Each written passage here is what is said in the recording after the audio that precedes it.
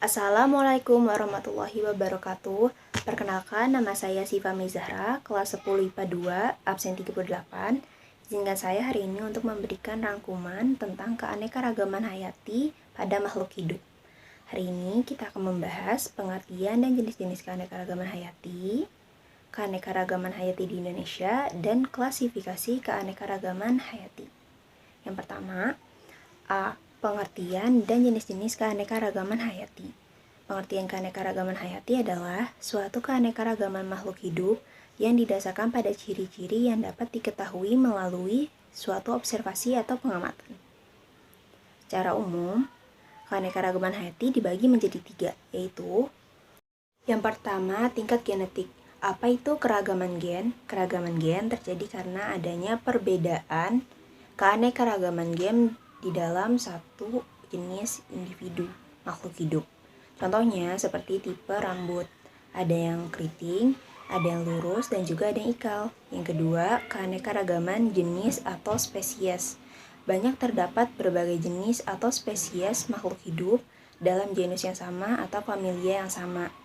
Yang ketiga, keanekaragaman ekosistem. Terjadi adanya perbedaan letak geografis yang mengakibatkan perbedaan pada tumbuhan dan hewan yang berada di sekitar daerah tersebut. Materi yang kedua yaitu keanekaragaman hayati di Indonesia. Pada materi ini kita membahas beberapa poin. Yang pertama, persebaran flora di Indonesia. Yang kedua, persebaran fauna di Indonesia. Yang ketiga, manfaat dan nilai keanekaragaman hayati. Yang keempat, aktivitas manusia yang mempengaruhi keanekaragaman hayati.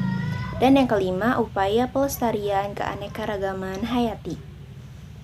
Yang pertama, persebaran flora di Indonesia tercakup dalam wawasan Malaysiana yang terdiri atas Indonesia, Filipina, Malaysia, Kepulauan Solomon, dan Papua Nugini. Persebaran flora di Indonesia tidak merata. Hutan hujan tropis di Kalimantan memiliki keanekaragaman hayati tertinggi. Sedangkan daerah Jawa, Sulawesi, Maluku, dan Kepulauan Sunda memiliki keanekaragaman tumbuhan paling sedikit. 2.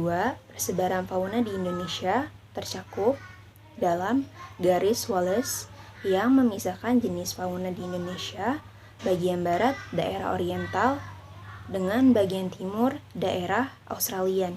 Sedangkan garis Weber memisahkan jenis fauna bagian tengah endemis dengan fauna bagian timur daerah Australian. Apa saja hewannya? Yuk simak. Yang pertama, daerah oriental meliputi Pulau Jawa, Bali, Sumatera, dan Kalimantan. Banyak mamalia berukuran besar di daerah ini. Terdapat berbagai jenis kera. Terdapat burung-burung yang berwarna kurang menarik tetapi memiliki suara yang merdu. Lalu, berbagai jenis ikan air tawar. Contoh hewan yang berada di daerah ini seperti harimau, gajah, orangutan, rusa, tapir, dan lainnya. Daerah yang kedua, daerah Australian, meliputi Papua dan pulau-pulau di sekitarnya. Terdapat mamalia berukuran kecil. Tidak terdapat spesies kera. Banyak hewan berkantung. Tempatnya banyak burung-burung berwarna-warni tetapi tidak memiliki suara yang merdu. Contoh hewan dari daerah ini seperti burung cendrawasih, kuskus, kanguru Papua, dan kakatua raja. Yang terakhir, daerah peralihan atau endemis, meliputi daerah Sulawesi dan Kepulauan Nusa Tenggara. Terdiri atas hewan endemik, yaitu hewan yang hanya berada di daerah tersebut. Contohnya, maleo, anoa, komodo, rangkong, singa puat, dan babi rusa.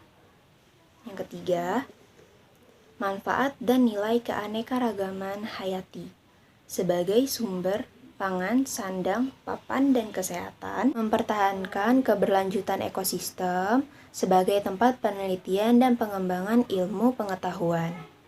Yang keempat, aktivitas manusia yang mempengaruhi keanekaragaman hayati. dimulai dari aktivitas manusia yang dapat meningkatkan keanekaragaman hayati, yaitu pemulihan, reboisasi atau penghijauan, pembuatan taman-taman kota, pelestarian plasma nutfah dengan in situ dan ex situ, penebangan pohon di hutan dengan sistem tebang pilih, dan tanam kembali. Lalu, aktivitas manusia yang dapat menurunkan keanekaragaman hayati yaitu perusakan habitat, penggunaan bahan kimia secara berlebihan, pencemaran lingkungan dari limbah pabrik dan juga rumah tangga. Yang kelima, upaya pelestarian keanekaragaman hayati dibagi menjadi dua, yaitu yang pertama, melakukan pelestarian keanekaragaman hayati secara in situ maupun ex situ. Seperti pelestarian secara in situ, yaitu pelestarian makhluk hidup dalam habitat aslinya. Pelestarian secara ex situ, yaitu pelestarian makhluk hidup di luar habitat aslinya tetapi lingkungannya mirip dengan habitat aslinya. Yang kedua, memanfaatkan keanekaragaman hayati dengan menerapkan prinsip-prinsip sebagai berikut. Pertama, prinsip daya toleransi. Yang kedua, in optimum, yaitu kekayaan alam tidak boleh dimanfaatkan sampai optimum atau melebihi kapasitas. Yang ketiga, prinsip ketahanan balikan. Dan yang keempat, faktor pengontrol. C. Klasifikasi keanekaragaman hayati dibagi menjadi dua bagian seperti berikut. Yang pertama, perkembangan sistem klasifikasi. A. Klasifikasi sistem artifisial atau buatan. Sistem ini menggunakan struktur morfologi, anatomi, maupun fisiologi, terutama alat reproduksi dan habitatnya, sebagai dasar pengklasifikasian. B. Klasifikasi sistem alami, menggunakan dasar persamaan dan perbedaan morfologi, bentuk luar tubuh secara alami atau wajar.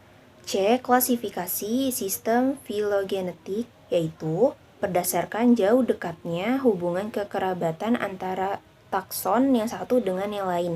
Dan yang terakhir, pemberian nama ilmiah. Ketentuan yang harus dilakukan dalam pemberian nama ilmiah pada makhluk hidup yaitu mengikuti tata nama atau binomial sebagai berikut. Yang pertama, nama jenis untuk hewan maupun tumbuhan harus terdiri atas dua kata tunggal yang sudah dilatinkan. Nama penulisan nama marga huruf pertama harus dengan huruf besar. Setiap nama spesies ditulis dengan huruf miring atau diberi garis bawah kata untuk membedakan dengan istilah lain. Dan yang terakhir, kata pertama merupakan nama marga genus, sedangkan kata kedua merupakan petunjuk spesies atau jenis. Marga genus, nama marga tumbuhan maupun hewan, terdiri atas suku kata yang merupakan kata benda berbentuk tunggal atau mufrad. Huruf pertamanya ditulis dengan huruf kapital dan dicetak miring. Nama suku familia, pada tumbuhan nama suku berasal dari marga ditambahkan akhiran min acae. Pada hewan nama suku berasal dari nama marga ditambahkan dengan min ideae. Sekian dari saya, mohon maaf atas kekeliruannya maupun pengucapan yang kurang baik. Wassalamualaikum warahmatullahi wabarakatuh.